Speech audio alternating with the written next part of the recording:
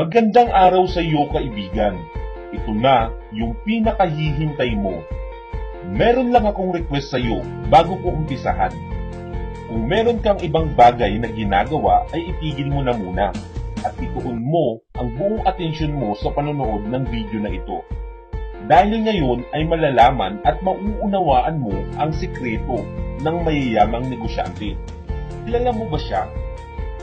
Siya si Tony Tan Kak Chung, ang may-ari ng Jollibee.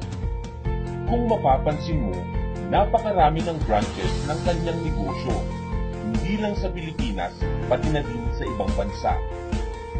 At sa sobrang dami ng branches ng kanyang negosyo, ay sobrang dami na din na nagtatrabaho para sa kanya. At kasabay nun ay ang pagdami ng kanyang oras. Pero ito ang tanong, nakita mo ba siyang nagbukas ng pinto, nag-serve, o nag-counter sa Jollibee? Hindi, di ba? Ang tawag sa sistema niya ay leverage. Ang leverage ay ang pagpaparami ng oras, kasanayan, kaalaman at pagsisikap sa tulong ng ibang tao. Ganito tumatakbo ang leverage. May dalawang magkaibigan, si Jules at Ron. Sila ay kumikita sa pagbebenta ng taho at kumikita sila ng 800 pesos sa bawat nauubos na container ng taho. Si Jules ay nakakabenta ng isang container ng taho sa isang araw at meron siyang 800 pesos na kita. Si Ron naman ay may ibang diskarte. Nag-hire siya ng 15 katao at binabayadan niya ng 500 pesos kada container ng taho na nauubos.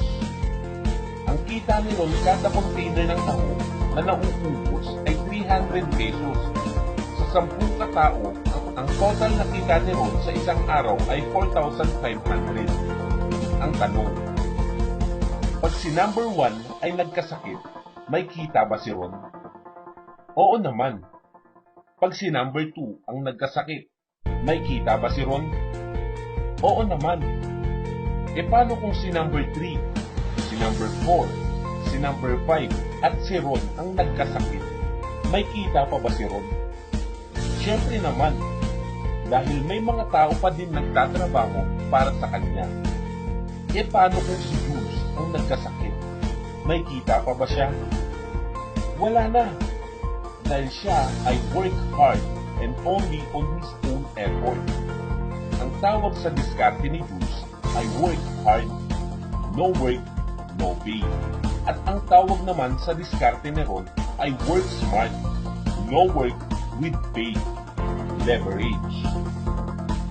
Kaibigan, ngayon nakalaman mo na ang ginagawa ng mga mayayamang negosyante at kung gaano ka-powerful ang leverage.